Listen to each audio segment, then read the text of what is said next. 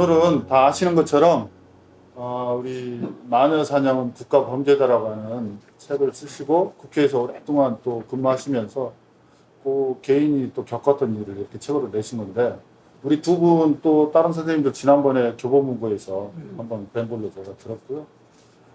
기회가 돼서 저는 페이스북 친구고 또 고향 선배님이시고 한데 기회가 돼서 오늘 또 이렇게 자리에 함께 하게 됐습니다. 그래서 귀한 시간 내주시고 오늘 또 귀한 말씀을 주시게 된 것에 대해서 고맙고요. 자, 그럼 박수로 시작하겠습니다. 네, 이렇게 귀한 자리를 이렇게 초청을 해주셔서 고맙습니다. 제가 책을 이제 5월 말에 펴냈는데, 사무처 재직 중에 뭐 불행한 개인사가 이제 모략이 돼서 6년여간의 그런 시간들, 저 모르는 상태로 그런 일이 진행이 됐고, 저는 현직에 있을 때 이제 뒤늦게 그걸 알게 됐으니까, 당연히 그거는 어떤 형태로든 제가 퇴직하기 전에 뭔가 좀 어떤 형태로든 좀 저의 뭐 억울함이 좀 이렇게 좀 해소되기를 바라면서 몇 개월간 국회의장을 비롯해 이런 사람들 찾아다니면서 이렇게 좀 억울합니다 이렇게 하면서 이렇게 좀 최소한 유감 표명 정도라도 좀 해주면은 제가 받아들이겠다 이렇게까지 했는데도 전면적으로 저를 아예 묵살을 시키고 저의 호소를 이러면서 제가 지금 이제 퇴직하고 또 고గిం부가 벌써 4년여가 흘렀어요. 그러면서 이제 이 책이 나왔습니다. 소도에서 그냥 먼저 저의 소외를 이해에 대한 거를 먼저 말씀드리자면은 저는 오히려 이게 전화위복이 됐다고 오히려 6년여간 현직에 있을 때 모략을 당하고 인격살인을 당한 거에다가 또 국회의장이나 문희상 의장 이런 또 국회 사무총장 이런 사람들이 뭐 아무튼 제 억울함을 이렇게 좀 받아주는 뭐 거기에 따른 좀 최소한의 조치라도 좀 해주기를 바랐는데 안 해준 거. 그 다음에 또 지금까지 4년여간 고군분투 해오면서 굉장히 힘든 시간을 보냈고 저는 죽음을 경험하는 시간을 보냈다 이런 표현까지 책에도 계속 썼는데 뭐 그런 모든 시간들이 나한테는 오히려 고난이 유익이 되었다. 오히려 고맙다. 오히려 기쁘다. 이 책이 나왔기 때문에 제가 그런 얘기를 사실 할 수가 있어요. 사실. 이 책이 나왔다는 거에 대한 의미를 저는 굉장히 높이 스스로 이렇게 부여를 하는 거죠. 이 책 내용을 가지고 만약에 지금 뭐 우리 사회에서 널리 이거를 뭐 이렇게 책을 보거나 이 내용을 뭐 인정해 주는 것은 현재는 아니지만은 분명히 이 책 내용이 그만한 그 의미가 있는 내용이다. 이런 평가가 언젠가는 좀 머지않아 그런 때가 올 것이다. 나는 이렇게 생각하고 그렇다면 이미 전화위복이 된 거죠. 제가 무슨 뭘 다른 연연할 필요가 없는 거죠. 그 사람들 나를 6년여간 모략을 하고 내가 개인사에 문제가 있으면은 당연히 공개적인 절차를 거쳐서 무슨 조치를 하면 되지. 그걸 모르게 6년여간 그렇게 했고 기타 또 나 억울하다고 하는데도 안 해주고 뭐 기타 등등 모든 게 정말 이해할 수 없는 일이 퇴직하고 또 지금 4년여간 너무 힘든 시간을 많이 내가 지금 겪었는데 그게 오히려 나한테는 유익이 되었다. 저는 그렇게 생각하고 이게 전화위복인 거죠. 인생이 꼭 그 순탄하게 가는 인생을 부러워할 게 없습니다. 만약에 그 고난을 견뎌내서 만약 이겨낸다면 그거야말로 아름다운 우리 서양에서 뭐 어메이징 라이프 또는 뭐 뷰티 뭐 또는 뭐 원더풀 라이프 이런 표현을 많이 쓰는데 그 표현은 뭘 얘기하냐면은 인생의 모든 고난의 과정을 견뎌내서 그 속에서 뭔가 성장하는 삶 그거를 그렇게 표현하는 거예요. 무슨 저 아스팔트 장밋빛 그런 길을 걸어가는 거 그게 무슨 우리가 부러워할 가치가 거기는 그게 있다고 생각하지 않습니다. 저는 아무튼 그래서 저는 이제 그런 마음으로 저는 지금 하루하루 좀 보내고 있고 제가 이제 사실은 이런 오랜 고난이랄까 제가 이렇게 고군분투 이런 시간을 그렇게 하고 있는 이유가 사실은 제가 뭐 이혼하고 혼자 살아왔으면 그런 거 연연할 필요가 전혀 없는데 제가 이제 늦둥이 아들 현지 또 이제 퇴직하고 하면은 10여 년간 혼자 한부모 가족으로 키워왔거든요. 근데 아들에게 미치는 영향이 제가 현직에 이 사건을 뒤늦게 알게 된 그때부터 이거는 아들에 대한 미치는 영향이 너무 크기 때문에 절대 내가 이걸 잊어버리고 그냥 너 네 인생 네가 살아라. 나 이렇게 부모로서 할 수가 없다. 이런 판단을 해서 제가 이제 내 사건은 내가 해결해야 된다. 반드시 그런 각오로 지금까지 제가 시간을 좀 보내온 건데 이미 전화위복이 됐다고는 하지만은 아직 이제 세상적인 기준으로 완전한 명예회복은 아직 안 됐잖아요. 그러니까 저는 그렇게 생각합니다. 아들은 제가 명예회복 되기 전까지는 안 만난다. 연락도 안 한다.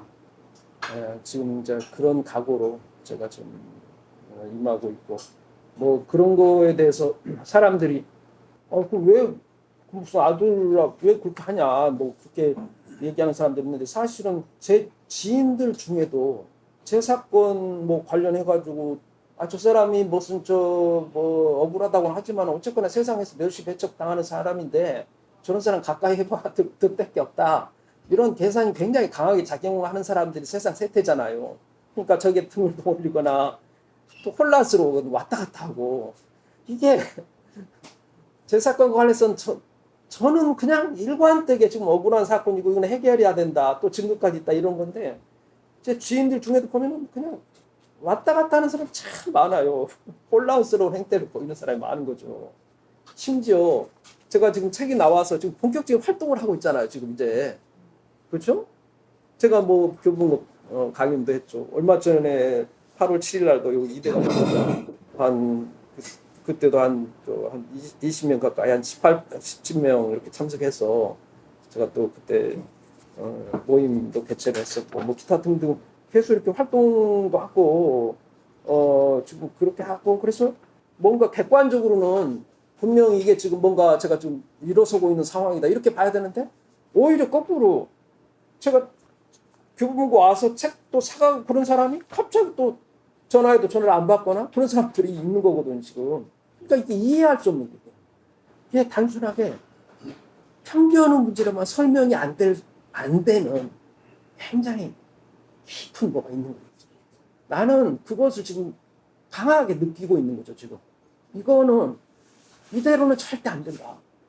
이 혼란을 과연 우리가 그냥 나무 일인 것처럼 이 사회에 엄청난 이 문제가 여기에 지금 내포되어 있는데 그냥 사람들은 편견의 문제인 단순한 그런 문제인 것처럼 치부하고 외면해 버릴 수가 없다 절대.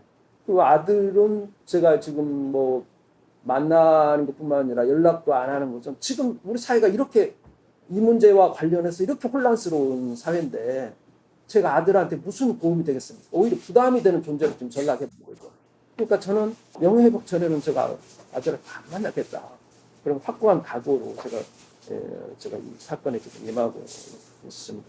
그래서 나는 지금 어떻게 이제 지난해 제가 우리 사회가 이 사생활을 대상으로 해서 마녀 사냥을 용인하는 사회라는 것을 내가 뭐 작년 7월에야 비로소 제가 깨달았어요. 그러면 저는 이제 그때부터 저는 어떻게 생각하냐면은 제 고군분투는 이건 영적인 전쟁이다. 저는 그렇게 딱 제가 계속 그 페이스북이나 이 책에도 그런 내용을 계속 반복해서 쓴 것처럼 그런 마음으로 제가 지금 임하고 있고 제가 여기 책 중에 좀 시 형식으로 쓴 건 아닌데 제가 이 문제에 대한 제 자세가 뭔지와 관련된 짤막한 글이 하나 있으니까 그걸 하나 좀 읽어드리겠습니다. 2022년 9월 30일 쓴 건데 페이지로 420쪽에 있습니다. 저는 오랜 기간 고군분투 중에 있습니다. 기약 없는 투쟁이지만 저는 사명감을 가지고 임하고 있습니다. 사람들은 저의 억울함에 공감하면서도 이기기 어려운 투쟁이라고 합니다. 그러나 쉽게 이기지 못한다고 낙담할 필요가 없습니다. 진실로 고귀한 것이라면 쉽게 주어질 리가 없습니다. 저는 수시로 울기도 하고 떨기도 합니다. 그만큼 간절합니다. 저의 목표는 저 높고 깊고 오랜 곳에서 저를 기다리고 있습니다. 저는 힘이 들어도 저의 두 발로 그 목표를 찾아갈 것입니다. 아직 시간이 더 필요합니다. 아직 저의 노력이 더 필요합니다. 저는 아직도 가야 할 길을 걷고 있습니다. 제가 이제 집필 과정에 대해서 한번 어차피 지금 페이북을 쓴 것을 정리한 건데 그 중에도 이제 좀 핵심적인 거 몇 가지 좀 말씀 좀 드릴게요. 제가 저는 공직에 30여 년 근무했기 때문에 이 사생활의 자유에 대한 제 생각이 우리 사회에 공직에서 다 누구나 무슨 얘기를 해왔냐면은 이거는 우리는 공직은 모범을 보여야 되기 때문에 사생활의 자유가 인정이 안 되지만은 민간은 사생활의 자유가 다 인정이 되고 있다. 거꾸로 말해. 이렇게. 예. 나는 그게 그대로 그냥 믿었어요. 쳤어요. 지금도 그리고 다 지금 이 기득권자라든가 뭐 정치인을 포함해서 다 공직자들이 다 지금 그렇게 제가 바보여서 저 혼자만 그렇게 속았겠습니까? 다 지금 그렇게 생각하고 지금 그렇게 나는 그런다고 봐요. 물론 그렇지 않은 사람이 소수가 있을 수 있지만 다 지금 그런 프레임으로 우리 사회를 지금 쳐다보면서 지금 그렇게 하고 있습니다. 그런데 그렇지 않다는 것을 제가 2021년 7월, 그러니까 작년도 아니라 재작년 7월에서 알게 된 거예요. 퇴직하고도 몇 년 있다가 퇴직하고 한 2년 지났어요. 이게 완전히 거짓말이거든요. 이게. 그걸 뒤늦게 알게 된 거죠. 그러니까 이 사생활의 자유가 인정되고 않다는 것을 알게 된 거예요. 그 다음에 거짓말은 뭐냐면은 공직과 민간을 구분해서 어디는 사생활의 자유를 인정하고 어디는 안 하고 그 다음에 도대체 무슨 이혼의 자유가 법적으로 인정되고 있는 상황에서 왜 공직은 뭐 이혼과 관련해서 그 모범을 보이고 이런 말 모든 게 다 왜곡이고 거짓말이거든요. 그걸 뒤늦게 지금 깨닫게 된 거죠. 그해 이제 12월에 세미나를 통해서 이 문제에 대한 해법은 뭐냐? 오히려 공직에서 솔선해서 이제는 이 개인주의가 완전히 지금 정착이 된 이 시대에 도대체 무슨 이혼 전력이니 이런 거 가지고 사람을 이렇게 몰아하고 이런 것을 타파하기 위해서는 오히려 공직에서 솔선해서 당연히 사생활 문제없는 사생활 법적으로나 도덕적으로 문제없는 사생활을 얘기하는 겁니다. 저는 그걸 그냥 존중한다고 밝히면은 오히려 솔선수범하면은 우리 사회 전체적으로 이 문제가 해결이 된다 이렇게 판단을 하고 세미나에서 발표를 하고 그게 국제뉴스 인터넷 신문인데 이제 칼럼으로도 나오고 이제 이렇게 한 거죠. 사실은 제가 이 책에서 강조하는 핵심 내용이 이미 그때 2021년 12월에 제가 발표했다고 봐야 돼요. 근데 여전히 지금 계속 우리 언론을 포함해서 어디고 다 지금 이걸 외면하고 있는 거죠. 제가 그리고 지난해 이제 10월에야 아까 말씀드린 것처럼 우리 사회가 심지어 사생활 대사로 마녀 사냥을 용인하고 있다. 이건 정말 이걸 도대체 이거 있을 수가 없거든요. 우리 사회에 다 마녀 사냥이 잘못이라고 얘기 안 하는 사람이 누가 있습니까? 근데 놀랍게도 사생활 대상으로 마녀 사냥은 그냥 용인하는 거예요. 그거는 그냥 우리 사회가 원래 그런 건데 뭐 이런 식이죠. 야, 여기서 엄청난 사람인데 이 마녀 사냥은 뭐냐면은 무슨 잘못이 있어서 마녀 사냥 아니잖아요. 그냥 그 사람을 낙인 찍어서 그냥 죽이는 거예요. 마녀 사냥은 죽을 때까지 하는 거예요. 마녀 사냥이 용인되고 있다? 그것 때문에 많은 사람이 죽어가고 있는 거 억울한 사람인데. 근데 그냥 무슨 그 사람이 잘못이 있어서 죽는 것을 마녀 사냥이 하면 안 돼요. 잘못이 없는 사람을 억울한 사람이지.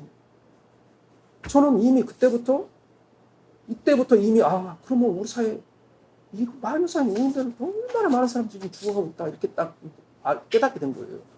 근데 그 구체적인 수치를 그때는 별로 어느 정도 죽을까 매일 그런 생각을 못했어요. 근데 지난해 12월에 이호환 의대 연구팀이 그거를 전수조사를 10여 년 기간을 2008년부터 2017년까지 자살자 전수조사를 했어요. 그래가지고 이혼 전력 있는 사람이 경우에 따라서 다른 뭐 경쟁 용의가 하면 수십 배 이혼 전력 있는 사람. 그 다음에 여성의 경우는 청년 여성의 경우는 8배. 그냥 단순 이혼 전력만 가지고도 이혼 전력 없는 사람과 이혼 전력 있는 사람과 비교를 한 거죠. 야, 저는 제가 이혼 전력 있는 사람이 이렇게 자살하는 게 비율이라든가 그 차이가 몇 배 정도 차이, 무슨 2-3배 차이 이렇게 생각을 했지. 8배 차이 젊은 여성 끔찍하거든요. 매일 그래서 저는 지금 무슨 어떻게 이제 그러면 지금 계산하냐면은 매일 10여 명의 젊은이들이 억울하게 마녀사냥 사생활 모략 때문에 죽어가고 이 땅에서 그 죽음의 땅이 돼버렸다. 이 끔찍한 땅인데 다 외면하는 거예요. 마녀사냥 죽을 때까지 하는 거니까 죽는 거잖아 지금. 그 다음에 왜 그게 지금 사람들이 모르겠냐?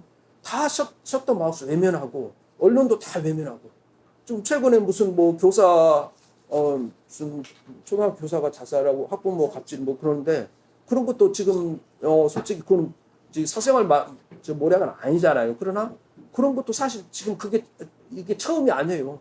전에 계속 많이 썼는데 다 무슨 자기가 좀 자살한 건데 무슨 뭐 어떻게 하는 거야? 다 외면하고 언론도 다 외면하다가 어떻게 이제 드디어 그게 언론에 보도가 지금 나온 거예요. 그 다음에 지난해 8월에 제가 사실은 이제 정권 지난해 5월에 이제 새 정부가 출범하면서 저는 이제 제 사건이 증거까지 있으니까 해결이 된다고 저는 그렇게 기대를 했거든요. 그런데 증거가 있는데 그 증거를 뭔가 객관적이고 공정하게 수사를 해서 이게 무혐의입니다. 이거면 제가 받아들여야 되잖아요. 아니에요. 완전 엉뚱하게 누구도 이해할 수 없는 어떤 논리랄까 그 방식으로 그냥 진실을 그냥 덮어버렸다. 지금 그런 식으로 일이 좀 처리가 됐어요. 그래서 제가 사실은 7월 달에 제가 이 책에도 지금 이렇게 써놓은 것처럼 소위 뭐 인구 감소로 대학교마저도 지금 다 뭐 폐교를 하거나 이런 식으로 계속 좀 가고 그래서 지금 오히려 외국 유학생 유치가 대학 생존에 있어서 굉장히 중요한 일이잖아요. 그래서 이제 제가 그러면은 유학생들 외국에서 우리나라에 들어온 유학생들을 좀 지역 주민으로서 제가 좀 아무튼 대학가에 지금 살고 있으니까 그 외대라든가 경희대 그런 쪽에 유학 온 학생들을 좀 지역 주민으로서 도와주는 일을 좀 하고 싶어서 제가 현직에 있는 뭐 후배를 포함해서 몇 명 같이 단체를 만들어서 이게 아예 제가 여기 정부 공인 비영리 단체 한국친구 대표라고 한 것처럼 이런 단체 아예 정부의 공인을 받아서 단체까지 만들어가지고 그런 활동을 하려고 했다가 갑자기 이제 이렇게 되니까 제가 더 우리 사회가 도대체 어떤 사회이길래 마녀 사냥도 용인하지 제사건도 이런 식으로 끝내 진실을 덮어버리지 이제 이렇게 되니까 더 깊이 우리 사회 문제도 깊이 제가 들어가게 됐어요. 이제 그러면서 이게 저는 제가 사실 그 이전에 제 사건과 관련해서 또 우리 사회 문제 이런 것을 바닥을 봤다 이렇게 생각을 했는데 이게는 바닥 밑에 지하실이 있다. 또 지하실도 2층만 있는 게 아니라 2층, 3층 계속 좀 내려간다. 그 정도로 깊이 지금 제가 들어간 거죠. 그래서 지난해 8월 이후부터 이게 제가 이제 이게 벽돌책 700여 페이지가 나왔는데 이게 다 처음부터 보려면 이렇게 지쳐버리니까 뒤에 400페이지가 핵심 내용이니까 그걸 보십시오. 제가 이제 항상 아는 분들한테 이제 그렇게 얘기하고 이 책에도 제가 일러두기에 그렇게 표현을 그렇게 썼습니다.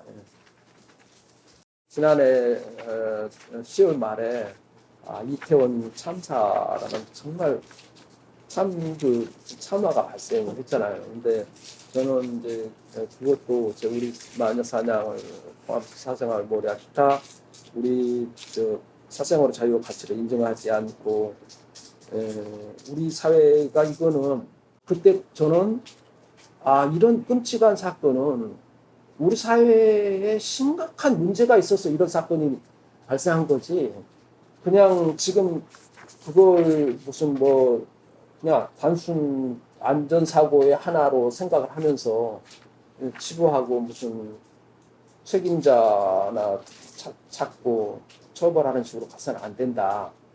저는 이미 이제 이 사건을 보면서 그렇게 좀 깨달았고 그랬는데 여전히 지금 언론을 비롯해서 사람들의 이 문제에 대한 대처는 그런 식으로 그냥 책임자 찾아서 처벌하는 거 그런 정도의 지금 그치고 있거든요. 절대 이건 말이 안 되거든요. 그럼 저는 이태원 참사라는 게 이미 마녀사냥 용이라는 걸 포함해서 지금 우리 사회가 생명을 죽이는 사회가 낳은 사회가 돼버렸고 그 사회가 낳은 참화다. 지금 제가 이제 지난해 12월에 이 우리 사회 기득권자들은 젊은이들 지나친 생존경쟁에 내몰고 있어서 젊은이들이 사랑도 결혼도 없는 불행한 인생을 보내고 있는데 이게 이태원 참사의 근원이다. 좀 생각을 해보세요. 이거는 그 이태원 참사 그 좁은 땅에 사실은 제가 그 참사 직후에 우리 딸 좀 걱정도 되고 해서 연락을 이제 혼자 하는데 연락을 좀 했는데 우리 딸이 사실은 저랑 같이 이제 미국에 2년 동안 유학도 하고 그래서 좀 그런 외국의 그 문화에 대해서는 오픈 마인드 돼 있는 애거든요. 그러니까 나중에 이제 그때서야 알게 됐는데 매년 이태원에 그런 축제 분위기를 즐기기 위해서 우리 딸도 거기를 다닌다는 거예요. 근데 그날도 거기 있었다는 거예요. 그 가까이에. 근데 우리 딸은 이게 위험하다는 걸 캐치를 한 거죠. 이게 정상적으로 걸어 다닐 수 없는 상황이 그게 그 밀집된 장소뿐만 아니라 그 주변까지 다 그게 지금 오랜 시간 진행되다가 그 참화가 발생한 거예요. 우리 딸은 이게 정상적으로 걸어둘 수 없는 상황이다? 이거는 위험하다? 판단하고 친구하고 같이 갔다가 그냥 집으로 돌아간 거죠. 그런데 생각을 해보세요. 그 좁은 곳에 정상적으로 걸어 다닐 수 없는 그 상황이 몇 시간 동안 계속된 거예요. 그 참화의 상황을 한번 생각해 보세요. 끔찍한 상황이 우리가 정상적으로 생각을 하면 누구든지 이건 위험하다 판단하고 그 상황에서 다 나왔어야 돼요. 근데 걸어 다닐 수 없는 그냥 붕붕 떠서 있는 그 상황이 몇 시간 계속되는데도 그 상황이 그 젊은이들이 거기 같이 그냥 그 상황이 계속 있었던 거예요, 지금. 그러다가 그러면서 그 이미 그 참극이 벌어지기 이전에 다쳐서 막 쓰러질 막 빠져나간 사람 포함해서 이런 사람들이 많이 발생하다가 근데 그 참극이 발생한 거예요. 서로 죽고 죽이는 아비규환이 돼버렸어요. 나는 거기 지금 죽은 사람들의 그 유족들이 그거 가지고 계속 데모도 하고 이러는데 나는 부상자들이 스스로 얼굴을 내밀고 이 참극이 어떻게 발생했고 기타 등등 생생한 얘기를 해주기 바라는데 제가 언론 인터넷 통해서 몇 마디 얘기하는 건 들었어요. 그러나 뭔가 자기 자신의 얼굴을 드러내놓고 당당하게 어떤 상황에서 어떻게 그런 참극이 발생했는가 이거를 사회에 자기 자신을 드러내놓고 공개적으로 우리 사회에 문제 제기도 하고 이런 게 진행되기를 바라는데 그런 사람이 한 사람도 없잖아요. 죽은 사람이 무슨 얘기를 합니까? 죽은 사람은 뭐 얘기를 못하고 유족들만 지금 얘기하고 있는데 거기서 그 참극에서 살아나온 부상자들이 공개적으로 어떻게 해서 이런 참극이 발생했고 자기는 어떻게 살아남았고 어떻게 하면은 이런 문제가 발생하지 않게 되는 근본적인 원인이 뭔지에 대해서 정말 진실되게 얘기하는 그런 게 좀 있었으면 좋겠어요. 이런 사회는 더 이상 안 됩니다, 이게. 저는 이게 그 이지안이라는 사람은 살았었대요. 그 외국에서 찍은 사진이 그게 증거가 있었대요. 옷이 벗겨진 채로 휘청거리면서. 저는 이제 이렇게 그냥 우리 사회가 영적 아노미 상태다 이런 표현을 제가 이제 책에도 좀 쓰고 우리 임 교수님하고도 이제 그런 거에 대해서 그런 표현이 과연 적절한지에 대해서 한번 따로 대화를 좀 나눈 적이 있는데 이게 영적 아노미가 어느 사회나 현실적이든 종교적이든 영적 리더가 있습니다. 구심점이 있는 거죠. 근데 그 구심점이 없어진 게 놀랍게도 우리 사회에 그냥 엄청난 지금 이 마녀 사냥을 포함해서 이런 사생활 뭐라고 사람이 막 급격하게 자살률이 증가하고 한 그 시기에 딱 일치해요. 2003년에 노무현 정부가 이제 출범한 그 시기에 정확한 것이 이미 대통령 권위가 그냥 완전히 그냥 땅에 떨어진 거예요. 그때부터. 그러니까 우리나라는 현실적인 구심력도 없죠. 종교적인 영적인 구심점도 없죠. 이웃 일부만 하더라도 어쨌거나 천황이 구심점 역할을 하잖아요. 빨리 이게 우리 지금 끔찍한 사회가 됐고 이 영적 안흥 상태를 빨리 해소하는 게 이 문제, 이게 이 모든 문제의 근원이다. 이태원 대참사도 저는 거기에 저는 쉽게 그냥 이렇게 표현합니다. 거기에 하나님이 없었다. 하나님이 없어서 그런 대참화가 왔어요. 이걸 종교적인 문제로 보지 마세요. 영적 리더가 없어요. 그럼 제가 이제 이런 판단을 할 때 제가 뭐 유학 2년여 유학했지만 뭐 그거 가지고 그 미국이나 서구 사회를 다 제가 깨닫지는 못했어요. 근데 지난해 11월 말쯤에 이제 전처가 아들 군대 지금 가 있는 아들 뭐 이렇게 좀 군대 가서 또 뭐 이렇게 족저 근만역이라든가 좀 이렇게 좀 질환이 발생하고 그래서 좀 전처하고 전화로 좀 대화를 하다가 전처도 사실은 뭐 저는 그냥 사이비 종교라고 얘기하는데 어쨌거나 본인도 자기가 좀 크리스천이라고 얘기하는 사람이 제 문제에 관해서 전처가 그때 무슨 얘기를 저한테 했냐면은 제 문제는 하나님도 외면한 문제다 이렇게 얘기하는 거예요. 너무 내가 그 얘기 듣고 날 충격받았어요. 내가. 솔직히 이게 서구에서는 아무 문제가 안 되는 이거를 전처는 제 문제는 그냥 너무 당연하고 하나님도 이걸 외면하는 문제라고 얘기하니까 제가 그때 솔직히 이게 서구에서 아무 문제 안 되는 것을 우리나라에 문제 삼아가지고 이렇게 사람을 모략하는 이 문제와 관련해서 그렇게 지금 극단적인 표현을 할 정도면은 서구 사회는 어떤 사회인지가 궁금하다. 이제 그때 이제 깨닫게 된 거예요. 지금 이제 그러면 서구 사회를 한번 내가 분석을 해보자.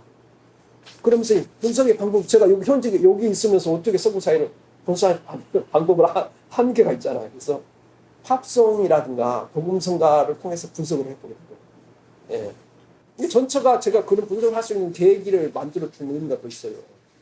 지난해 8월에도 그때까지 몇 개월 어느 대형 교회에 이렇게 등록을 하고 교회를 좀 다녔어요, 사실은. 근데 그 교회 목사마저 저하고 친분 있는 사이여서 제가 이제 그 교회를 다니게 됐는데 저를 그냥 이렇게 좀 식사 자리도 한번 하고 싶나 이런 얘기를 제가 전달도 그냥 간접적으로 좀 했는데 왜냐하면 또 아는 사람이 서로 이렇게 다 있으니까 근데 그것도 그냥 마련 안 해주고 나를 또 외면하는 것 같더라고요. 그래서 이거 좀 문제가 있다. 그래서 그냥 뭐 그런 식이라면 내가 뭐 이렇게 교회 동역도가 있나 이러면서 이제 교회를 그냥 몇 개월 다니다 그냥 그만두고 이제 이렇게 됐고 또 이제 전처도 또 이렇게 지금 하니까 서구 사회는 도대체 어떤 사회인가? 기독교 문제에 대해서 이제 우리 기독교 문제를 제가 한번 좀 깊이 좀 있게 좀 한번 들여다보게 됐어요. 우리 기독교는 지금 뭐라고 얘기하면 서구 기독교가 변질이 됐다고 얘기해요 지금. 그런데 서구 기독교는 그럼 어떤 상황인가를 지금 드디어 이제 제가 하나 비교해서 지금 알아보게 된 걸 보니까 서구 기독교는 있잖아요. 제가 이게 완전히 이제 기독교의 큰 변화가 이루어진 거죠. 그러니까 종래 이제 개인주의가 정착되기 전에 서구 기독교는 우리 기독교가 똑같아요. 자, 하느님이 교회나 성당 안에 하느님이 있는 거죠.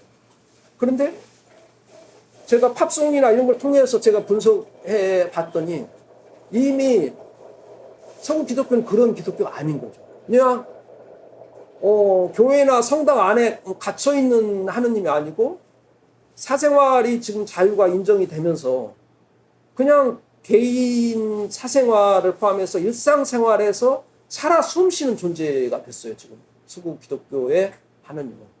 근데 우리는 이렇게 사생활의 자유가 인정이 안 되면서 여전히 옛날처럼 교회나 성당 안에 지금 갇혀 있는 거죠. 근데 이게 과거에 개인주의가 도래하기 전에는 그게 무슨 뭐 이상할 게 없는 거예요. 다 공동체 문화고. 그럼요? 당연히 그냥 교회나 성당 안에 있는 게 맞는 거죠, 지금. 뭐 일상 사생활 뭐 여기에 있는 게 좀 이상하다고 할 수도 있죠, 사실은. 지금은 개인주의가 됐으니까 진짜 사생활을 포함해서 일상생활에 살아 숨쉬도록 하는 게 맞는 거죠. 그럼 이 차이를 지금 어떻게 설명해야 되냐? 지금 우리나라 목사나 그 신부들이 얘기하듯이 서구 기독교 변질이 됐고 우리가 지금 정통이다 이게 맞느냐 이거죠. 아니면은 서구 기독교가 지금 정통이기에 맞고 개인주의 시대에 맞게 변화가 이루어진 것을 우리가 긍정적으로 좀 보는 게 맞고 지금 우리 사회에 지금 사생활 모략 등으로 너무 많은 사람들이 죽어가고 있는 거 이걸 다 지금 외면하고 있잖아요. 이 끔찍한 이 문제를 누구보다도 앞장서 고민해야 될 목사나 신부들이 다 외면하고 있는 거예요. 그 사람들이 나는 그 사람들이 하느님을 과연 두려워하면은 도대체 이 끔찍한 상황을 외면할 수 있는 것인가? 나는 이 목사나 신부들이 정말 의심스러워요. 이 사람들이 진짜 하느님을 믿는다면 절대 이럴 수 없다. 이거 그래서 가짜 기독교, 가짜 하느님이다. 나는 누구하고도 이거에 대해서 한번 토론을 하고 싶어요. 어느 교육자, 어느 누구든. 어쨌거나 제가 이런 어떻게 보면 그 사람들 입장에서 굉장히 가격한 주장을 하는데 제 페이스북 친구들 중에 목사나 뭐 이런 사람들이 교육자들이 많이 있죠. 그 사람 계속 저한테 응원을 하고 공감치를 해주면 우리 사회의 그 문제에 지금 저는 뭐 이미 지금 현재 막 살인 또는 살인 예고글이 막 창궐하고 이런 거에 대해서 이미 이전에 이 책에서 지금 우리나라 언론은 지금 우리 이 기득권자들은 다 지금 유정자들, 언론, 그 다음에 기독교계 이런 사람들은 기득권 카르텔. 지금 윤 대통령이 무슨 카르텔, 뭐 부패 카르텔 뭐 이런 얘기만 하고 있는데 다 카르텔이에요, 자기들. 자기를 포함해서 다 지금 카르텔로 이 사람들이 진실을 다 외면하고 왜곡하고 거짓말을 하고 있는 거예요, 지금. 우리 사회에 이 엄청난 문제를 아니 지금 다른 얘기할 걸 떠나서 인구 국가면이라는 엄청난 이 국가적 위기를 다 외면하고 무슨 이민 유치해서 이게 지금 우리 해결책도 아닌데 그런 방향으로 좀 몰아가고 있잖아요. 뭐 다른 얘기 할 것도 없어요. 뭐 마녀사냥 용인하는 거 그런 식으로 치부하는 거 너가 그래? 그럼 인구 국가 문제를 그럼 어떻게 보는데? 이민 유치로 해결이 된다? 절대 안 되거든요. 이게 지금 해결책이 아니라는 거죠. 언론은 지금 미국에 무슨 심지어 무슨 저 총기 난사 이런 거 가지고 그냥 침수 봉대하고 해가지고 무슨 내전 상황이고 뭐 그런 식으로 하면서 막 그렇게 막 외부에 지금 우리 내부에 기득권 갖고 있는 사람들이 그걸 유지하기 위해서 외부에 무슨 뭔가 적을 만들고 뭐 기타 등등 그런 거 있잖아요. 그런 식으로 이렇게 지금 지금 국민을 좀 인식을 왜곡시키고 거짓말하고 이제 이런 상황인데 나는 내 책에 이미 미국이 내전 상황이라면 우리는 그보다 더 심각하다. 제가 그렇게 하나는 이미 그게 자 지금 뭐 아까 살인 또는 살인 예고를 창고를 하고 도대체 있을 수 없는 일이 지금 진행되고 있잖아요. 제가 제 책에서 이미 다 그런 문제를 지금 예견해서 이 책을 지금 쓴 거다. 이렇게 지금 볼 수도 있습니다. 마녀사냥, 제 책에 지금 마녀사냥 얘기하는데 학폭이라든가 이런 걸 지금 엄벌하는데 왜 마녀사냥은 용인하냐 이거죠, 지금. 이게 학폭 문제도 현실 사회에서 이런 마녀사냥이 용인되고 있는 상황에서 학폭 문제가 계속될 수밖에 없어요, 어떻게 보면은. 왜냐면 걔들이 지금 현실 사회가 뭐 어떻게 운영되고 다 아는 애들이 그 학교에서 그렇게 학폭도 하고 그러는 거죠. 그렇죠? 근데 그거를 어떻게 이게 아까 얘기한 것처럼 사생활의 자유를 딱 공직하고 민관을 나눠가지고 무슨 공직은 인정 안 되는 뭐 민간에 된다 이런 거 똑같은 얘기예요 지금. 이 학폭이라는 게 단순하게 그냥 무슨 실제 폭력을 행사하는 게 아니라 무슨 왕따를 시키거나 이게 말로 하는 걸 학폭이라고 해서 엄벌하고 있잖아요. 근데 이게 사생활 대상으로 엄청난 마녀 사냥을 해서 사람이 지금 그것 때문에 억울한 죽음이 발생하고 있는데 그거를 용인하면서 그게 말이 되나요? 난 정말 이게 있을 수 없는 일이 지금 그런 상황이 지금 계속 진행되고 있는 겁니다. 그래서 이제 제 그런 이제 제 책에 대한 독자들의 평가와 관련된 부분을 좀 말씀드리게 이제 마치도록 하겠습니다. 저는 아까 서두에 말씀드린 것처럼 저는 이미 이제 전화위복이 됐다. 저는 이제 그렇게 좀 생각하는데 이 책에 대한 의미를 그만큼 이제 저는 뭐 저 스스로 이렇게 부여하는 입장에서 이제 그렇게 생각하는 건데 그렇기 때문에 제 책을 이제 만약에 독자들이 보고 이렇게 이게 맞다면은 이걸 좀 추진해야 된다 이런 마음으로 좀 임하고 있고 그리고 이제 이 책에 대한 그 평가 책을 본 사람들이 평가를 한번 좀 세 가지 좀 그렇게 분류를 좀 해보면은 첫 번째는 그냥 깊이 보지 않고 이게 벽돌책이고 뭐 이거 뭐 중언부언이네 뭐 이제 이런 식으로 이제 제대로 이제 들여다보니까 이런 사람이 분명 나한테 대놓고 그렇게 얘기하는 사람은 없는데 아마 제 느낌에 이제 그런 사람이 분명히 있을 거예요. 근데 이 제 책을 그런 식으로 평가하기로 하면은 도대체 출판사나 교보문고가 바보 같은 돼버리는 거예요. 그건 말이 아니거든요. 이게 그거는 책을 제대로 보고 평가하는 평가는 아닐 것이다. 저는 이제 이렇게 봐요. 이제 두 번째는 이 책을 좀 이게 봤더니 아무튼 좀 뭐 그런 좀 중국적인 게 물론 있지만은 뒤쪽에 뜻밖의 내용이 있고 그러니까 그 취지로 살려야 한다. 이런 사람들이 지금 있는 거죠. 그러니까 제가 지금 그러면 내가 한번 나서 보겠다. 제가 지금까지 지금 제 그 시간보다 더 힘들지만은 제가 한번 좀 나서서 한번 이걸 좀 추진을 하기 위해서 한번 제가 나서 보겠다. 이렇게 좀 하고 있는 거고. 세 번째 사람은 좀 억울한 거 공감하지만은 책 내용에 대한 판단을 유보를 해버려요. 예. 그런 사람들이 의외로 좀 나는 많은 것 같아. 그러면서 이제 말을 막 둘러대는 거야. 나 안 봤다. 나 그냥 책도 죽고 그래서 앞부분 좀 보다 말았다. 이런 사람. 진짜 뒷부분에 중요한 내용은 오히려 안 봤다는 게 이게 말이 안 되거든요. 앞부분 보다 말아버렸다? 뒷부분 중요한 내용을 왜 안 보냐 이거지. 이게 너무 그냥 내가 지금 감당이 안 되니까 어떻게 지금 얘기를 못 하는 거지. 나는 이제 그렇게 추정을 하는 거예요. 안 봤다는 식으로 막 그렇게 좀 회피하니까. 또 이제 봐놓고도 그건 뭐 그거는 그냥 저기 저자 생각인 거지. 그게 꼭 무슨 그게 딱 그게 무슨 딱 맞는 거라고 어떻게 너무 그렇게 과신하지 마시고 그냥 이런 식으로 나를 이제 오히려 나를 이렇게 좀 설득하려는 식으로 뭐 그게 무슨 뭐 이런 의견 저런 의견 있는 거지 뭐 이런 식으로 이게 이 사람도 내 책에 대한 판단을 유보해 버리는 거죠. 나는 맞는지 틀린지 검증을 해달라는 거잖아 이게. 근데 나는 아무튼 모르겠다 그냥. 근데 저는 정말 궁금한 게 지금 국가적 이익의 근원을 밝히고 해결책을 제시하는 누가 지금 사람들 언론이나 사람들 중에 그러니까 지금 기득권자들이 딱 뭐 이걸 알면서도 이렇게 하는 사람이 분명히 있는 반면에 대다수 사람들은 도대체 무슨 원인이 뭔지 모르겠다 이런 사람 언론에도 그런 표현은 많이 나오거든요.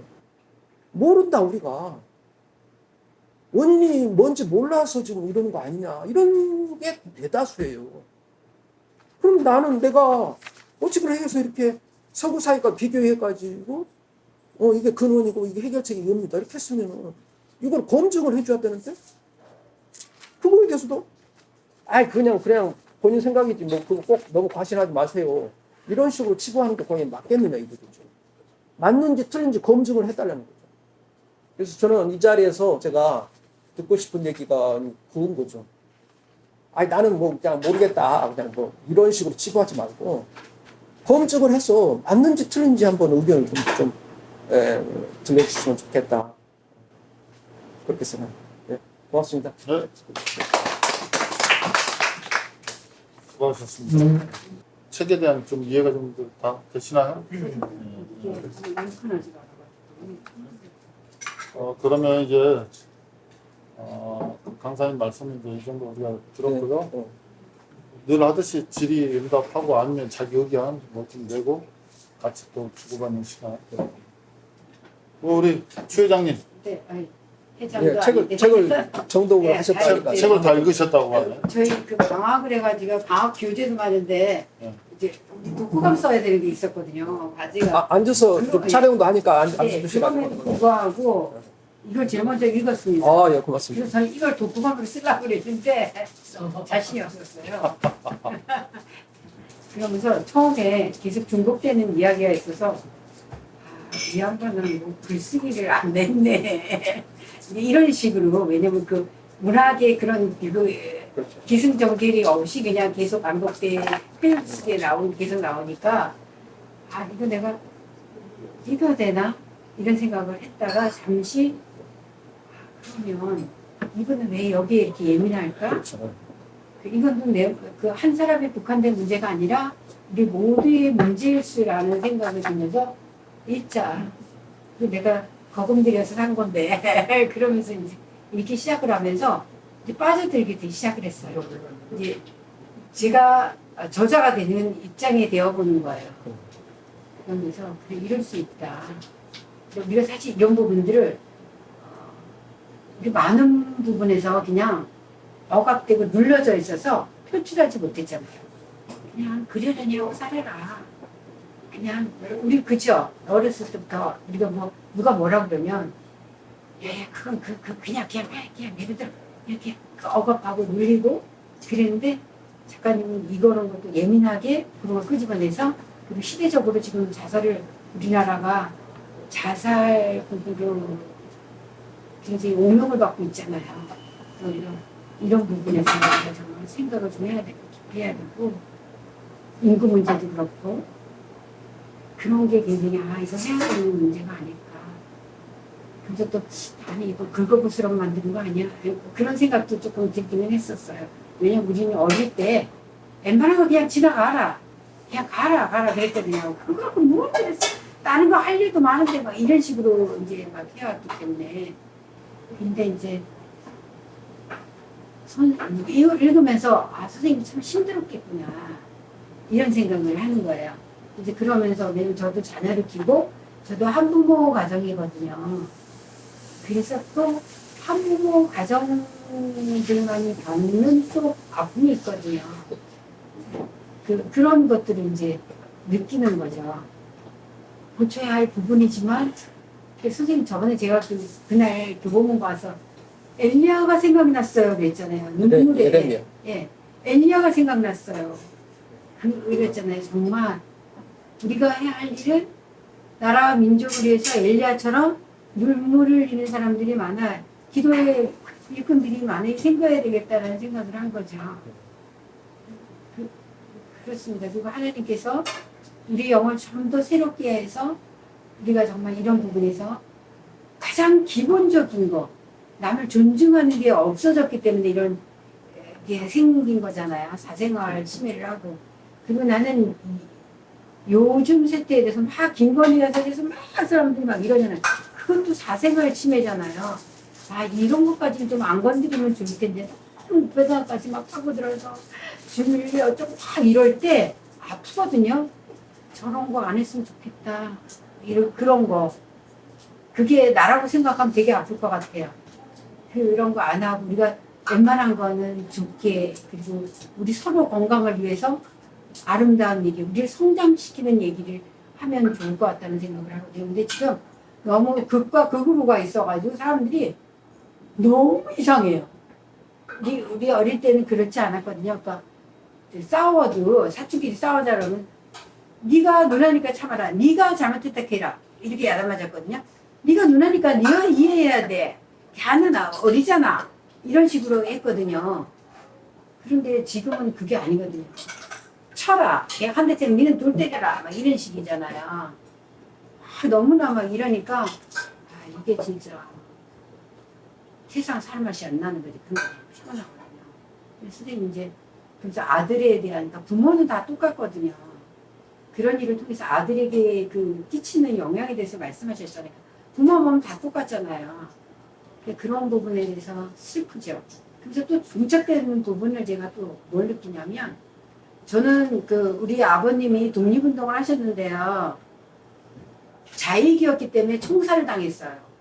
만주에서 오셔가지고 6.25 때 그런 아픔이 있어요. 그러니까 그게 민간인 학살이잖아요. 우리는 아버님이 그렇게 끌려가셔가지고 시신이 어디로 갔는지도 몰라요. 그러니까 우리 신랑은 그게 한이 돼갖고 평생을 그게 있었거든요. 울분이 있었거든요. 그런 거 있거든요. 그런 걸 보면서 그 있잖아요. 민간인 학살 골골마다 너무 많잖아요. 저희가 우리 탐방 갔었거든요. 경산도 가고 우리나라에는 아픈 사람이 너무 많아요.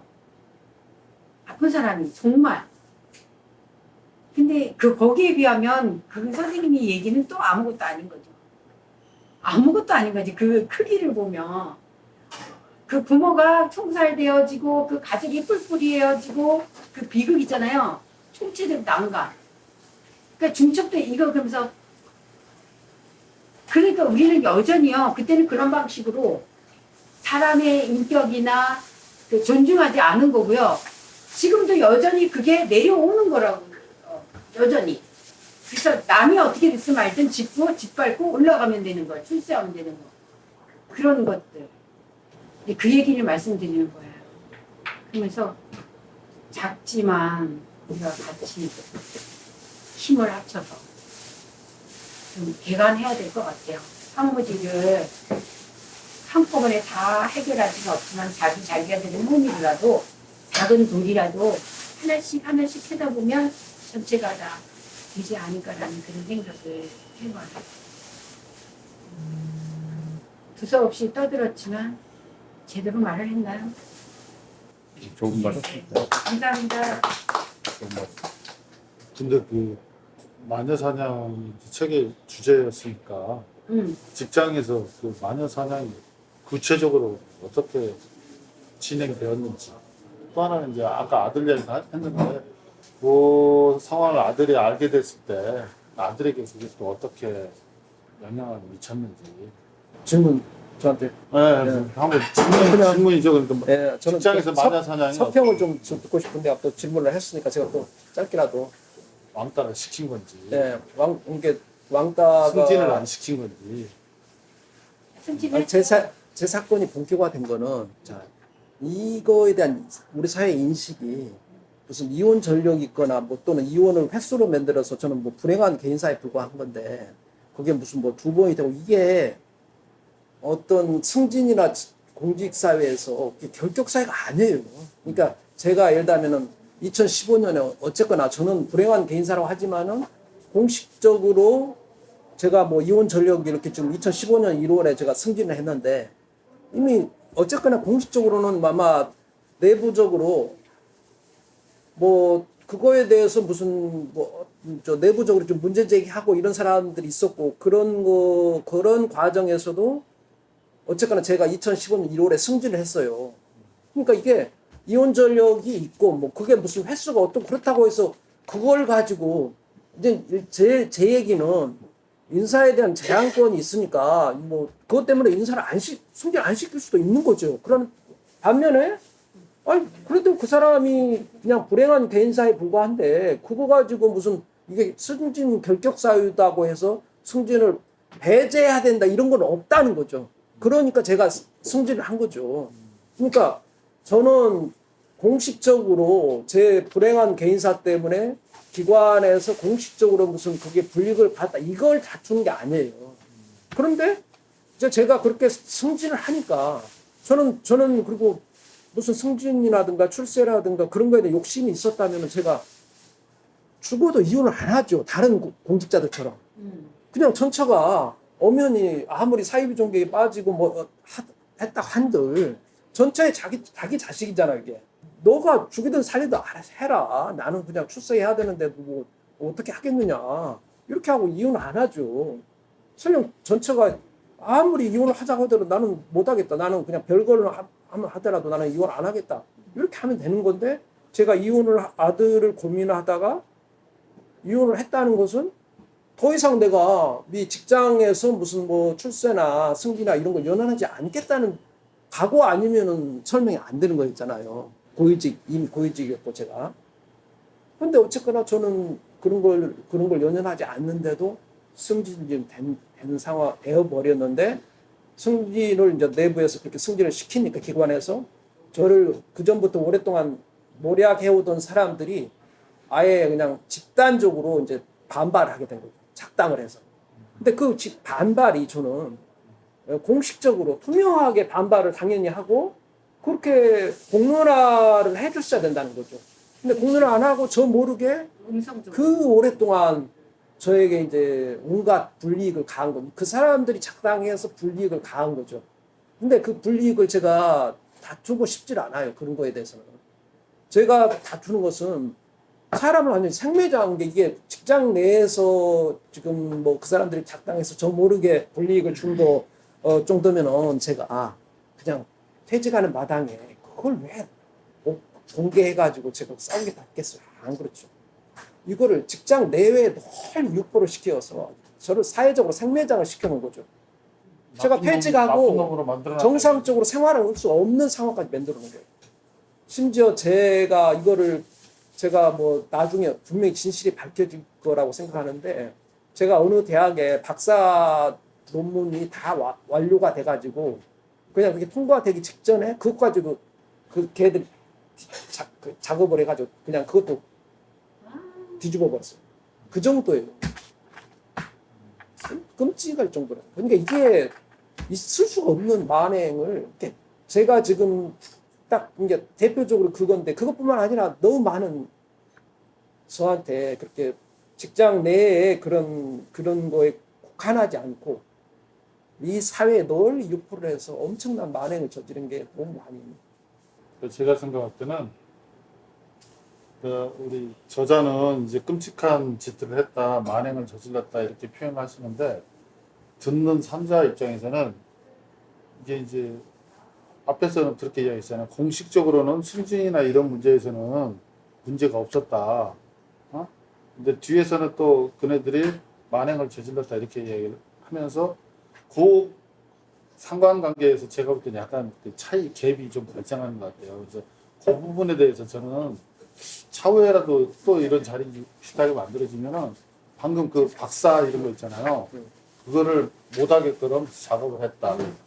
그러면 이제 단톡방이나 어디서 계속 정재룡이라고 하는 사람을 계속 그 입학하면서 나쁜 놈으로 만들었다, 페루나로 만들었다 그러고 이런 것들을 이렇게 좀 자세하게 이야기를 해주시는 게 그냥 끔찍했다, 만행했다 이거는 이제 그냥 본인만 느끼시는 거고 듣는 입장에서는 무엇이 끔찍했는지 어떤 것이 만행이었는지 이런 것들이 다가와야 된다는 거예요, 제 얘기는.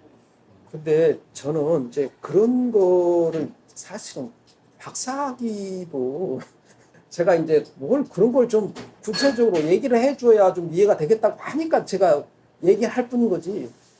아니 제가 세상에 출세나 이런 거에 욕심이 없는 사람인데 그거하고는 아무 상관이 없어요. 박사학위로 제가 무슨 그런 거마저도 저는 그냥 제 아들 제가 핵심은 저는 제 아들에 미치는 영향인 거죠 사실은. 그러니까 제가 만약에 설령 그런 거 있었다 하더라도 아들에 관련 이런 게 없었으면은 제가 거기 무슨 연연할 기가 없는 거잖아요 사실은. 그러면 제 아들 얘기를 제가 잡자. 아들을 그러면 제가 아들이 문제가 이제 퇴직하기 직전에 이제 이걸 알게 돼서 제가 이제 퇴직하면서 아들하고 상의를 안 할 수 없다고 생각을 했어요. 왜냐면은 이거는 분명히 한부모 가족으로서 제가 오랫동안 오히려 저는 이걸 완전히 거꾸로 됐다는 거죠. 사람에 대한 사생활에 대한 평가가. 한부모 가족으로서 애를 혼자 10여 년간 재직 중에도 한 7년여간 키워왔고 퇴직하고 3년 키워서 10여 년이거든요 지금. 혼자 이렇게 키운 사람을 생매장시키는 만행이 용납이 된다? 용인이 된다? 우리 공직사회가? 그건 지금 저는 어차피 애 양육이 중요한 시대에 늦둥이 아들이 태어나서 왜냐하면 초저출산으로 이미 들어간 직후에 우리 아들이 태어났거든요. 우리 사회에. 그러니까 내가 그런 판단을 하고 애를 키우는 그런 인생을 산 이유가 그거거든요. 국가적인 과제를 고민하면서 내가 오히려 솔선수범해서 그런 인생을 살았고, 심지어 직장에서도 제가 뭐 인라인 스케이트 동호회도 만들어서 직원들하고 같이 그런 애를 부모가 자기 무슨 뭐 여직원뿐만 아니라 남자 직원들이 애를 이렇게 같이 양육하고 뭐 이렇게 하는데 굉장히 중요하다는 분위기를 공직사에서 조성하는데 오히려 솔선수범하는 그런 인생을 지금 제가 살아온 거잖아요. 그런 사람을 좀 생매장시키는 게 용인되는 공직사회라면 지금 이 인구 급감 문제 이거는 절대 지금 해결이 안 된다. 저는 오히려 제가 좀 나서겠다는 것은 인구 문제 해결 방안 중에 중요한 부분이 그거라는 거죠. 공직사회를 완전히 인구 문제를 해결하는데 개인적으로도 공직은 그냥 정책을 만들 뿐이고 개인적으로는 우리가 뭐 이혼이고 뭐고 어쩌고 그렇게 무슨 그런 얘기가 어디가 있나. 어느 나라고 지금 다 오히려 공직이고 오히려 그런 사람들이 더 이혼하고 재혼도 해서 애를 많이 낳고 지금 우리나라 출산율에 지금 차이라는 게 이렇게 프로테이지를 우리가 보면은요. 이 서구의 OECD 국가들 기준으로 한 1.6명이 합계 출산의 평균이. 근데 우리나라가 지금 0.78 뭐 이렇게 막 계속 좀 떨어지잖아요. 그 구성에 있어서 어디에 차이가 있냐면은 단순하게 비혼 출산율이 지금 그러면 그 나라들이 보통 한 30% 이상이 돼요. 그런데 그것만 차이가 있는 게 아니에요. 혼인 출산율 중에도 그 나라들은 분명히 초혼의 출산율이 한 40% 정도에 불과하고 재혼 이상 출산율이 한 30% 정도는 된다고 봐요. 왜냐면은 비혼 출산율이 30% 정도 차지한다고 할 정도면은 당연히 재혼 이상 해서 태어난 애들의 비중도 한 30% 정도 된다고 보는 게 누가 봐도 합리적이잖아요. 우리나라 그러면 한번 우리가 따져봅시다. 재혼 이상 해서 지금 저 같은 불행한 개인사에 불과한 걸 마녀 사냥에 이렇게 완전히 끔찍한 이런 오랜 시간을 고군분투가 지금 이게 풀리지도 않고 계속되고 있는데 우리 사회 전체 문제를 제 개인 문제를 절대 보지 마시고 제 문제를 고리로 해서 우리 사회 문제를 제가 고민하는 거예요. 우리 사회 현실이 어떨 거냐. 당연히 재혼 이상 출산율도 무슨 몇 프로가 안 될 거다. 절대 10% 이상 안 되고 무슨 뭐 몇 프로에 불과할 거다. 지금 비혼 출산율이 한 3%가 안 되거든요. 이것도 그냥 그 정도 숫자에 불과할 거다. 나 이렇게 본다는 거죠. 당연히 외국처럼 재혼 이상 출산율도 그렇게 좀 올라갈 수 있도록 하는 게 누가 봐도 맞는 건데 그거를 그냥 두드러 강제로 좀 막고 있는 거예요. 예. 그러면 이제 우리 아들과 관련해서 나는 오히려 공적으로든 사적으로든 솔선수범해서 모범적인 인생을 좀 산 사람을 그렇게 낙인 찍어서 완전히 생매장 시켜놓은 이 만행이 이 사회가 계속 지속되는 이 문제는 절대 풀리지 않는다. 그거고 아들하고 제가 상의를 해서 나는 이 문제를 개인 문제를 떠나서 우리 사회 문제니까 그때 이미 판단이 이 문제는 해결을 해줘야 나는 지금 인구 문제를 포함해서 이게 지금 당연히 해결돼야 될 문제라고 내가 인식을 하고 내가 좀 싸우겠다고 한 거죠. 그러니까 아들하고 그런 얘기를 제가 나눈 거죠. 아들에게. 아빠는 이런 생각을 하는데 너는 어떠냐. 아들이 어떻게 생각했겠어요. 아들은 아빠를 믿었기 때문에 아빠를 선택을 해서 아빠하고 좀 같이 그동안 살아왔잖아요. 아빠가 싸우겠다? 이건 좀 잘못됐다. 그러니까 당연히 제 뜻에 동의하고 아빠가 아빠를 믿기 때문에 아빠가 싸우면 조만 가지고는 해결된다고 그렇게 봤을 거예요. 아들도. 근데 그게 바로 해결 안 돼. 저라고 한들 이게 이렇게 오랫동안 계속되라고 생각했겠습니까? 저는 이거 조만간 해결이 된다. 왜냐면은 그때 재직 중이라든가 재직 직후에 제 사건이 현직 야당 중진 의원이 주동이 되어서 이 엄청난 사건을 벌였다고 제가 어떻게 그걸 알았겠어요. 퇴직하고 1년 후에는 알게 된 거죠.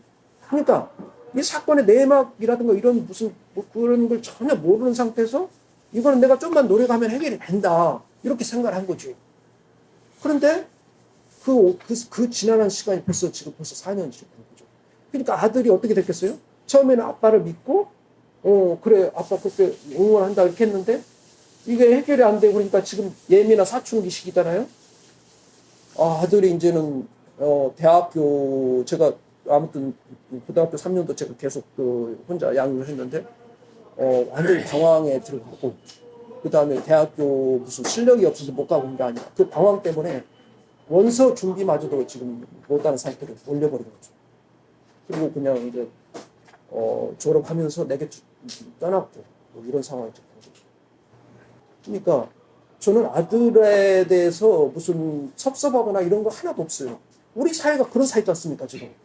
사람들이 저한테 나는 뭐 아들하고 생이별 얘기하면 아니 다른 아빠 아들 관계도 다 그런 관계지 무슨 뭐 그런 거 가지고 왜 자꾸 얘기하냐 얘기하는데 나와 아들의 관계는 정말 엄마 아들 사이 이상의 관계로 그렇게 지금 살아온 관계인데 무슨 누구 지금 그렇게 소닥보시는 다른 아빠 아들 관계 갖다가 붙여가지고 나한테 그게 무슨 문제가 없는 것처럼 저희 문제를 그렇게 인식하는 거 절대 받아들일 수 없고 정말 이 사회에 이렇게 정말 사랑하는 두 부자 관계를 이렇게 찢어놓는 이 정말 잘못된 사회에 언제까지 이 상태로 지금 계속 갈 것인 거지. 저는 이 사회에 정말 이 문제를 제가 정말 강력하게 좀 제기하는 그런 입장인 거죠. 사회가 아무튼 뭐 그런 사업으로 인해서 말씀하신 고독 처지에 놓였다가 군대에 간 거네요.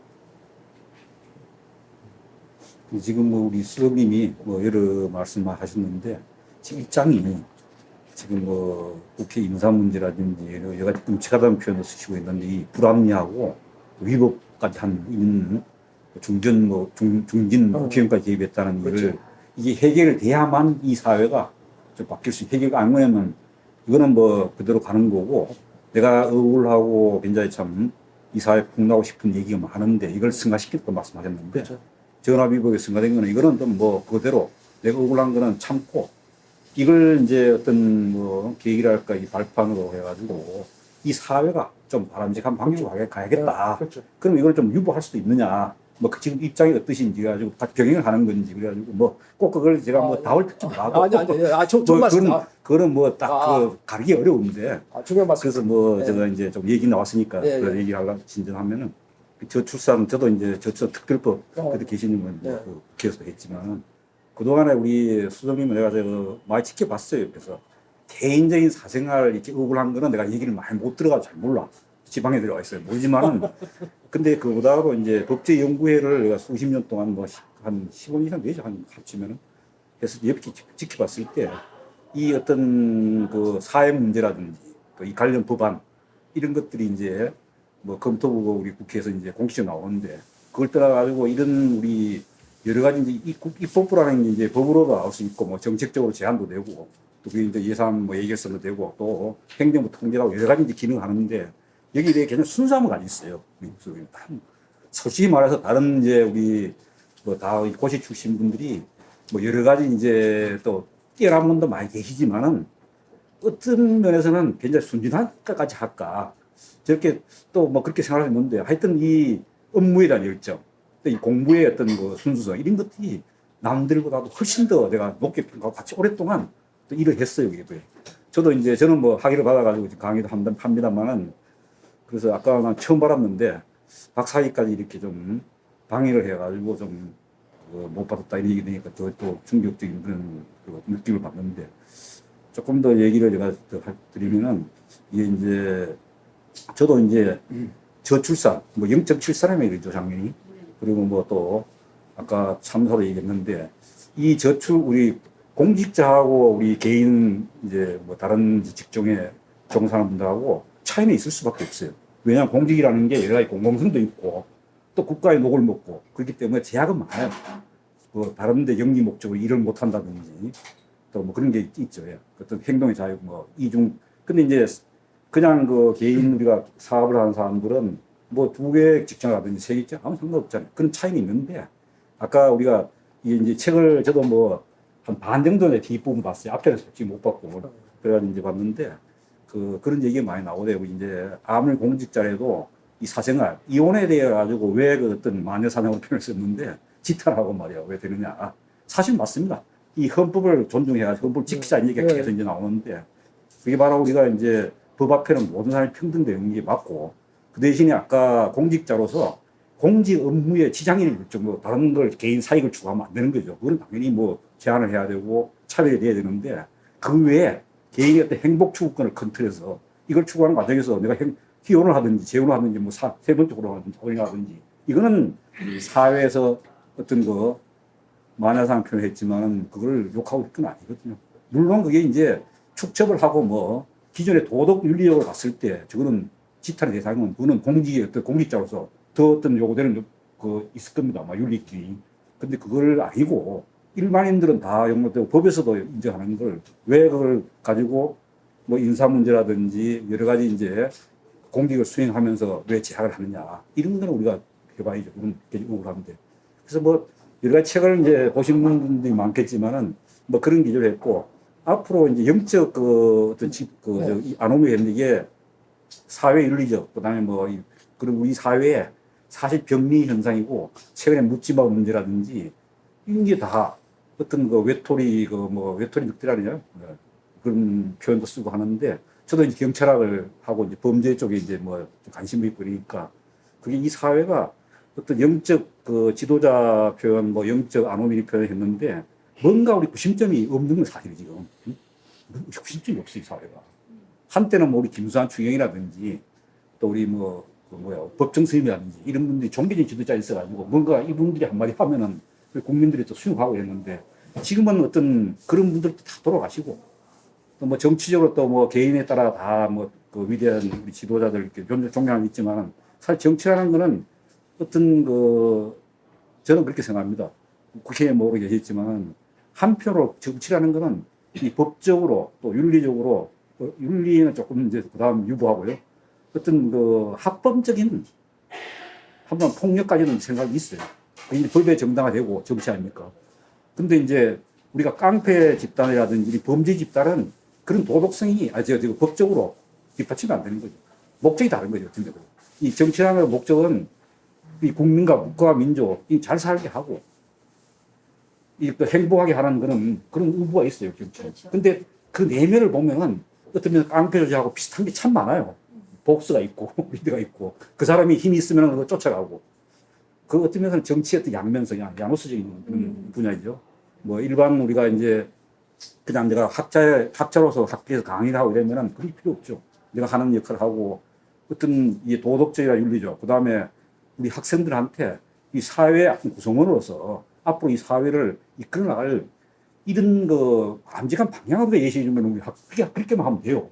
근데 정치는 앞으로 앞에서 하는 얘기하고 뒤에서 또 생각하는 다른 게 이중적인 게 너무 이중적인. 하나씩 우리 내가 얘기 좀 길어지는데 잠깐만. 제가 좋아하기도 하고 뭐 좀 뭐 이게 제 양반은 아닌데 하여튼 공지에 있다 나와가지고 그 보궐선거에 당선이 됐어요. 그 다음에 이제 한 2년 동안 했죠. 2년에 보궐선거 있었는데 이분이 이제 충남 쪽에 이제 보궐선거 있는 분인데 그래서 막 욕을 해요. 이 정치라는 게 뭐 정파를 달리는 생각을 달리는 이사를 달리는 뭐 정파끼리에 서로 싸우고 서로 뭐 알력을 가지고 이런 건 좋다 이거야. 서로 비난하고 좋은데. 그 다음에 당 내에서도 어떤 그 자기가 지향하는 게 다르면은 싸움을 치잖아요. 속인다 이게. 상대방 속이고 다른 당도. 자기 당 내에서도 뭐 동료 의원들도 속이고. 그까지는 좋은데 내 자신을 또 속여야 된다. 그렇죠.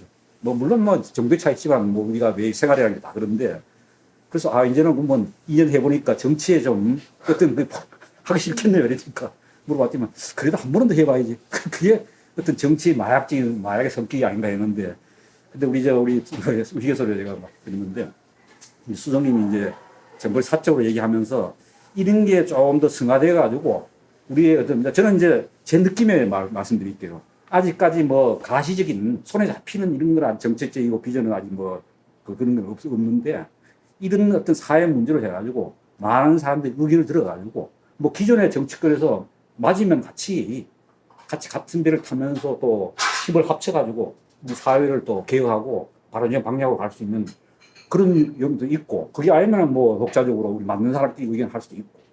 그래서 뭐 우리가 이제 저출산 이 문제가 참 우리 시대에 가장 적고, 뭐 우리 인구 소멸이 한 300명이고 대한민국이 없어진다는 얘기 나오는데 사실 이렇게 하면 그래 되죠.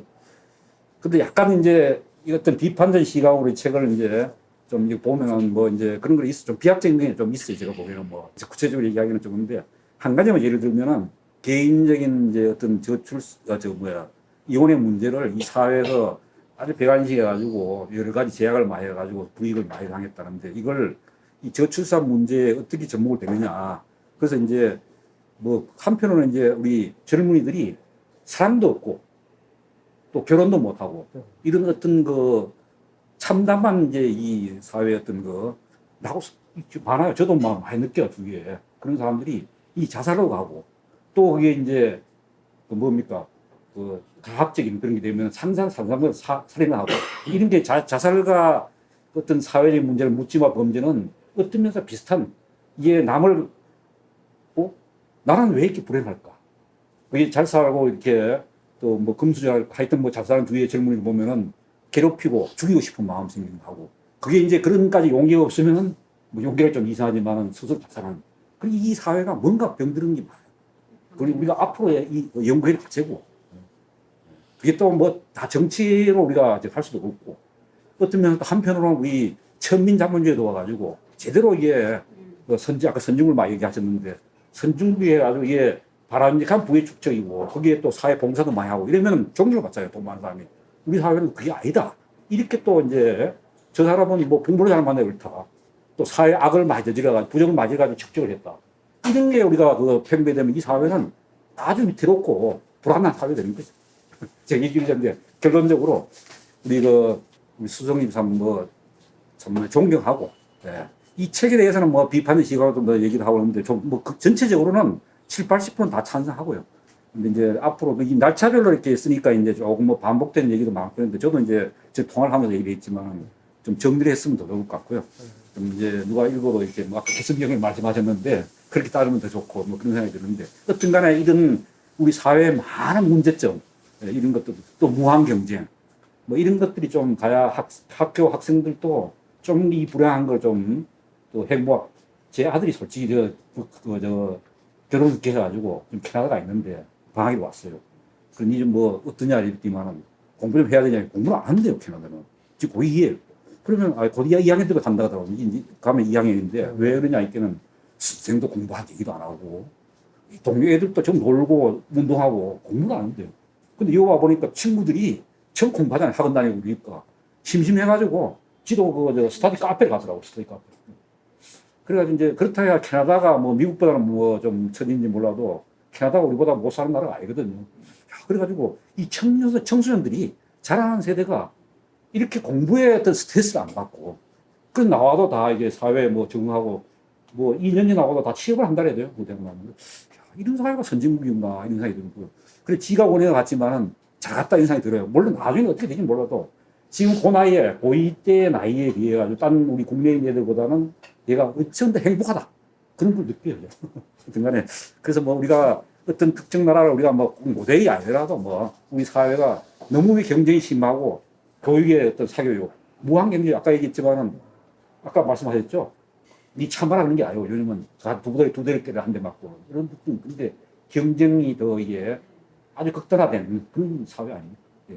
그래서 하여튼 우리 이 책을 제가 뭐 이제 다 읽어볼 겁니다. 읽어보고 또 앞으로는 못 읽을 것 같거든요. 앞으로 이제 뭐 이 모임이라는 게 소모임이 해가지고 또 생각이 같아지면은 또 커지고 또 우리가 취합되면 또 많은 분들이 또 이렇게 호응하고 뭐 기존에 또 맞는 뜻이 맞는 분들 있으면 또 같이 이렇게 정책이 있더라도 정치인들하고 다 나쁜 사람이 아니잖아요. 좋은 분들도 있으니까. 네, 이상입니다. 무섭지 맞습니다.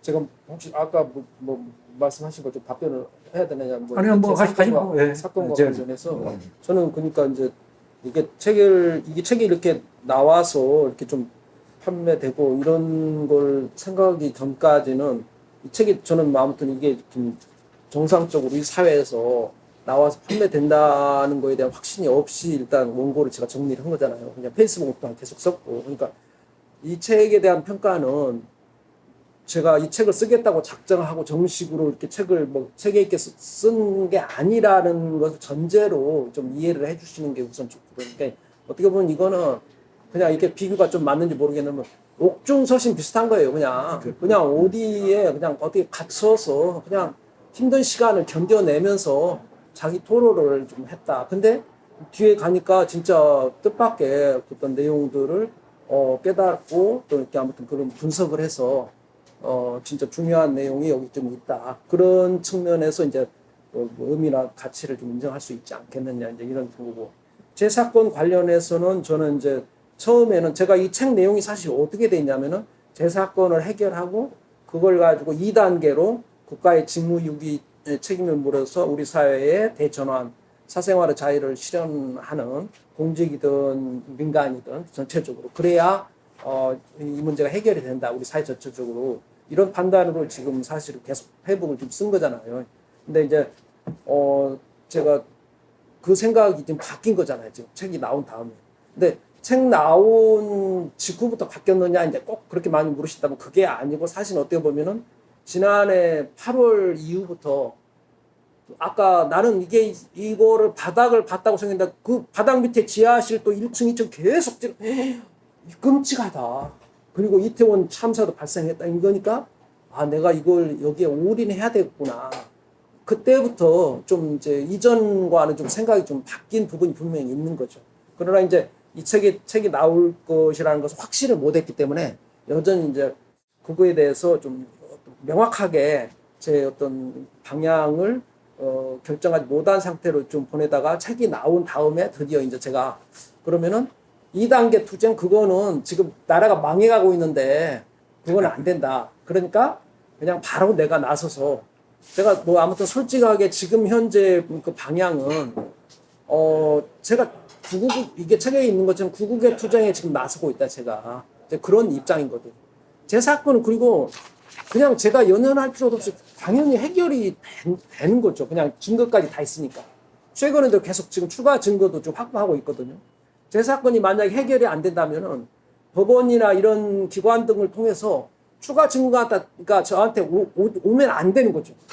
근데 법원이나 이런 데서 다 저한테 계속 추가 증거를 주고 있잖아요.